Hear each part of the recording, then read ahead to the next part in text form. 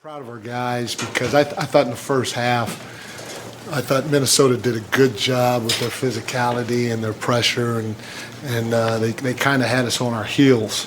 And one of the things we talked about, or the main thing we talked about at halftime, is just trying to be the aggressor and not play on your back heel. And I thought our guys did a good job of flipping that switch at halftime. And hopefully we could have done it from the beginning, but our guys figured it out, and a lot of guys, played a big part. And I thought Deuce was really, really good for us on both ends of the floor.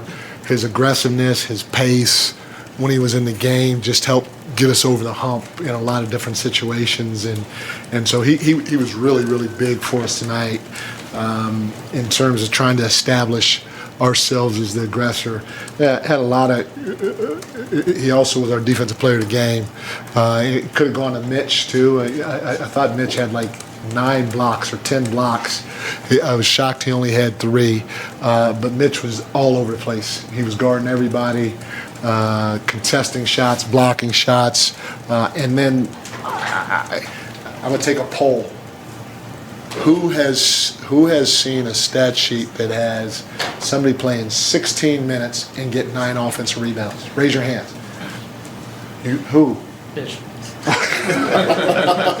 I like that. Yes. I mean, that was absolutely amazing. And one of the things we talked about was hitting the offensive glass. And for Mitch to get 9, I've been on OG. OG is as talented and strong and athletic as they come. And he had 5 big offensive rebounds for us tonight. So between the two of those guys, it's 14 offensive rebounds. You throw Cat in the mix, that's 17 offensive rebounds from 3 of your starters, which is absolutely amazing. Those guys were phenomenal on the glass. We had 21 offensive rebounds, which was a big night for us. And to get 21 offensive rebounds, you guys excuse me, on 54% shooting, that's amazing. And they're big, strong, athletic team. So I got to give our guys a lot of credit. 55 field goals made, 32 assists, and so the ball's moving, the ball's humming, and that was part of the success we had in the second half. It was our quick decisions. The floor was spaced the right way, and we just kept trying to share the ball and find an open teammate. Jalen and our backcourt of Jalen and Mikal, those two guys had a combined 15 assists between the two of them. And I mean, I could go on and on. It's a big win versus a really good team that's well coached. Coach, you spoke about Mitch and OG. Were they the catalyst for the aggressiveness? Obviously, Mitch playing in those short intervals seemed to really have that burst every time he was on the floor. Yeah, they were big, but I got to give a lot of credit to Deuce. Deuce was aggressive the right way. He was played under control, but if they tried to pick up full court, he drove it by him, he touched the paint, he played off it too, and he sprayed it. And guys got great looks, or it got us into our offense. Josh was also a big catalyst in terms of trying to get us to push the pace and play the right way. So it was obviously a collective or a team effort, but those two guys did a lot of little things that won't show up in here that helped us become the aggressors in that second half especially. Mike, one more thing on the offensive rebounds. I was talking to Mikal the other day, and he said your system crashing from the corners is very important. Is very what? Important. Yeah. Is one, have you seen a consistency from guys with that? And 2, is that something guys do naturally, or is that something you have to harp on throughout camp as you're trying to implement this type of system where make sure guys are crashing from certain spots on the floor? You got to stay on guys, because it's think about it, every offensive possession, go. That's I always I told our guys this. There are a lot of talented teams and people in this league, just like in any walk of life. The ones that are great are the most consistent. And so that's part of it, just trying to get guys to be consistent in doing what we do, even something as simple as if you're in the crash zone, attack the glass. If you're in the crash zone, attack not 50% of the time, and we chart it, and they see it after every game, but we're trying to go 10 for 10 if you're in that crash zone 10 times. So we got to keep pushing them, but our guys, they've been really, really good trying to do the right thing when they're out on that floor.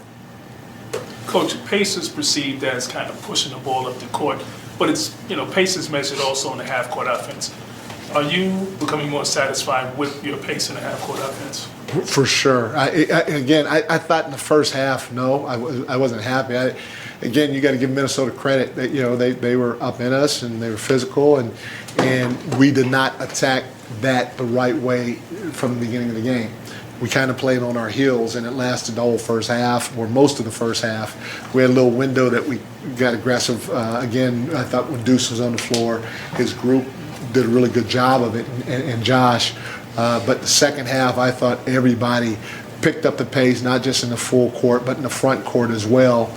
And the biggest difference in the front court, you have to play with. You have to have a cadence with your pace. It can't be 100 miles an hour all the time. You got to know when you got to go from point A to point B. You could do that at 100 miles an hour, but throughout most of our movement stuff offensively, you got to play with a little bit of a cadence, quick to slow, slow to quick, just to keep the defense guessing.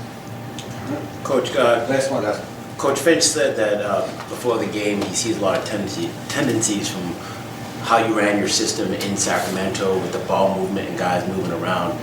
Today, a lot of uncontested shots in the second half. Yeah. What are the tendencies that you think are the same from Sacramento with this team, and how do you see it kind of evolving? Well, I would say this after our game against Chicago. I walked by Kev and I said, I told Kevin Herter, I said, miss you, man. I enjoyed our time working together in Sacramento. He said, yeah, Coach, I did too. He goes, dang. You brought everything that we did in Sacramento here with the exact same calls. I felt like I was back in Sacramento on offense. I knew everything that was coming. So we're trying to play the same way. We want to play with pace. We want to space the floor the right way. We want to touch the paint. We want to make quick decisions. We want to reverse the ball so the defense doesn't get settled.